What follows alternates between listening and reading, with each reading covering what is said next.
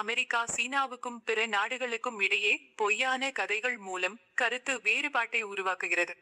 இந்தியாவுடனான எல்லை நிலைமை நிலையானது என சீன வெளியுறவுத்துறை அமைச்சகம் தெரிவித்துள்ளது. அருணாச்சல பிரதேச விவகாரத்தில் இந்தியா மற்றும் சீனா இடையே மீண்டும் மோதல் போக்கு ஏற்படும் என்று அமெரிக்காவின் பென்டகன் அறிக்கை வெளியிட்டிருந்தது.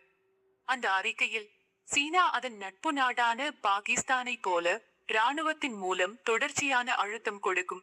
எனவே இனிவரும் ஆண்டுகளில் இந்தியா சீனா இடையிலான உறவு பாதிக்கப்படும் என பென்டகன் கூறியிருந்தது.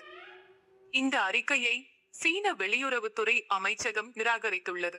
இது குறித்து சீன வெளியுறவுத்துறை அமைச்சக செய்தி தொடர்பாளர் லின் ஜியான் கூறியதாவது: பென்டகனின் அறிக்கை சீனாவின் பாதுகாப்பு கொள்கையை திரிக்கும் வகையில் உள்ளது. சீனாவுக்கும் பிற நாடுகளுக்கும் இடையே பொய்யான கதைகள் மூலம் கருத்து வேறுபாட்டை உருவாக்குகிறது. இந்தியாவுடன் முரண்பாடுகளை உருவாக்குகிறது. இந்தியாவுடனான எல்லை நிலைமை நிலையானது.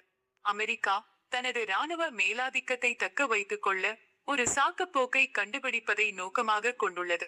சீனா இந்த அறிக்கையை உறுதியாக எதிர்க்கிறது. இவ்வாறு அவர் கூறினார்.